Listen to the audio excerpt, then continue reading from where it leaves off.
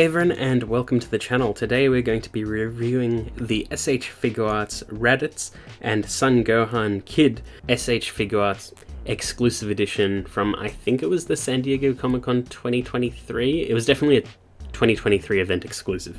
Anyway, this is the first Raditz that I've ever dealt with, but all of the event exclusive Figuarts, to my understanding, are for the most part repaints of pre-existing figures. So this is a repaint with additional accessories from the original Raditz that came out several years ago.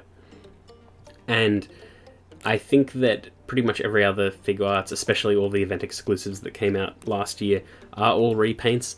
I think the year before that was one of the only times it was like a more unique figure, which was Super Saiyan 2 Goku, which is like the only time that's ever happened. Which is a bit of a shame, but hopefully we'll get an actual Super Saiyan 2 Goku in the standard release or released in a more accessible way at some point, similar to what they did with the Super Saiyan God Super Saiyan Kaioken that came out originally as an event exclusive and then was released later on in Japan with a newly designed box. But anyway, this is Raditz from the very first arc in Dragon Ball Z. He is coloured based on the manga, I believe. The original one was based on the anime. And I do quite like the manga colours because it's a bit lighter and there's a bit more detail in it, and I think it just looks nicer. Now, taking a quick look at the box, event-exclusive boxes always do this unique style where it's a monochromatic design, but it does follow the same standards as S.H.Figuarts, where there's a clear window to the front and promo images on the sides, as well as a bunch of promo images on the back. I just really like the monochrome, especially the Raditz one, and when you make the full promo image, it looks really good. But taken out of the box, here's what Raditz comes with. It comes with 4 faces for himself, a Kid Gohan, and that Kid Gohan has 2 alternate faces, comes with an alternate tail, as well as a bunch of hands and folded arms accessories. There is also an alternate back plate which allows him to pose on flight stands way easier. So it's a pretty good loadout. It would be nice to have an effect part, but I don't think it's necessary just because he is already packing quite a bit in this, and the Gohan more than makes up for that. They do also come with a flight stand for the Gohan because he cannot plug into one or stand freely. He is a fixed statue for the most part. But taken out of the box, here is Raditz, and he is looking very nice. I like the quite clear and bright colours. I know that the anime version has a very dark brown for his armour, but this is a pretty light brown, and I think it looks nice. I think his scatter colour is different and the arm and leg band colours are different in the original release, but I like what they did here. There is also some shading along the muscles. And all of the paintwork that is here is pretty good. There are some very minor imperfections on mine, but I'm okay with it. And much like a lot of other S.H.Figuarts, there is a lot of pre-molded plastic in here, and that's cool too. They did try their best to even out the balancing with this figure by having the hair relatively thin, and it just gives the illusion that it's quite thick.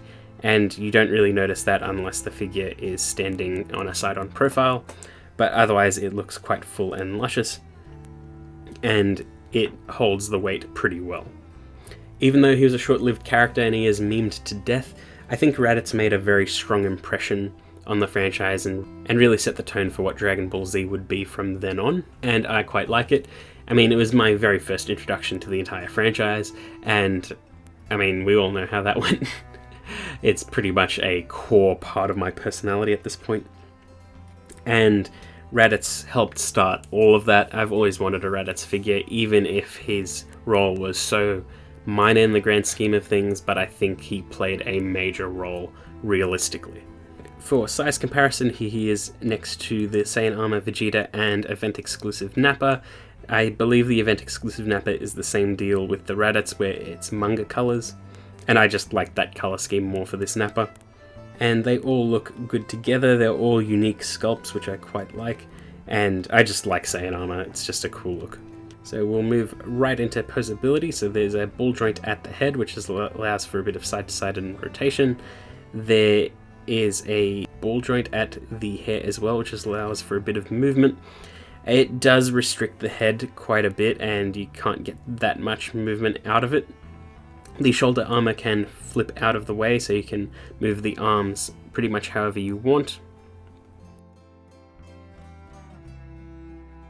There's a ball joint in the arms allowing for a full rotation and for it to move up that far. There's an arm swivel as well as a bend at the elbow and a hinge at the wrist.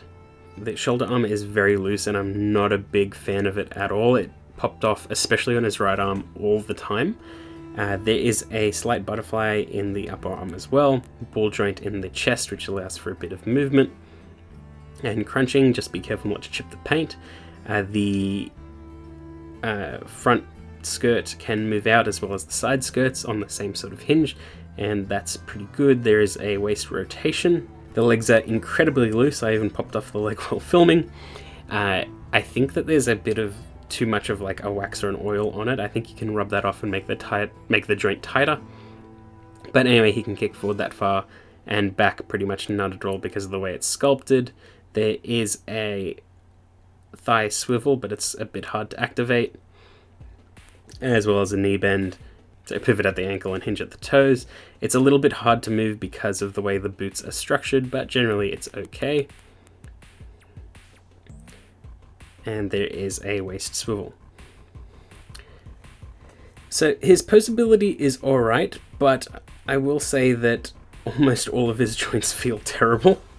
It's just not fun to handle. I was terrified touching it all the time. Like, his shoulder armor would, no joke, fall out at the slightest movement, and it would be the last thing I'd have to attach every time I moved him into a pose, and it was incredibly frustrating. He's got pretty horrendous QC in terms of the actual quality of the figure itself. I don't know how the original Raditz was, hopefully it was better than this, but he's just really not fun to play around with. That being said, aesthetically it's great. He's got 4 alternate faces, so he's got a standard neutral face, a smirking looking to the side face, an angry shouting face, and a teeth-gritted surprised face like he's just been hit by Gohan in the chest.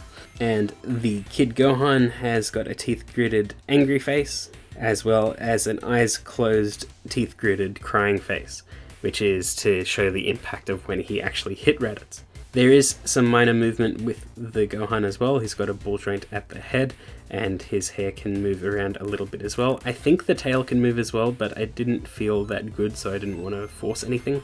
But generally, the fully painted Gohan looks really good. All of the painted parts in this figure look really nice, and the aesthetic just works really, really well. And with all those accessories, you can get a bit out of this figure. Again, he was just really hard to pose, but he just looks really, really good. So if you do get one of these and he has the same QC issues of just being hard to move around or too loose to move around, I highly recommend getting him into a pose and keeping him in that pose, because it's just really annoying dealing with him.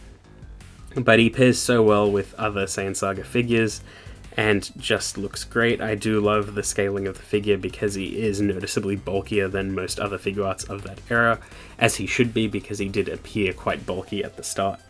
But he is also a dated figure in terms of design. We have moved past this sort of shoulder design for the battle armor. Yes, it has been used fairly frequently recently still, but moving on from there, like since the Dragon Ball Super Broly and the Turles, we've been introduced to a much better way to handle the shoulder armor.